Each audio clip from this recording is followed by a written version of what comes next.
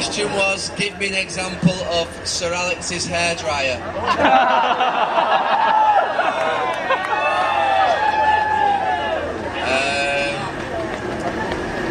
I can't think of one. It's not something that you want to see, to be honest with you. It's not very enjoyable. Unless it's some of the other players. It's okay if it's not you.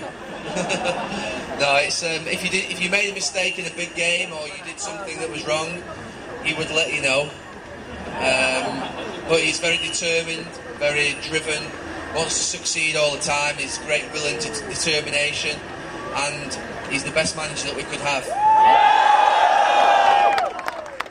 Okay, Gary.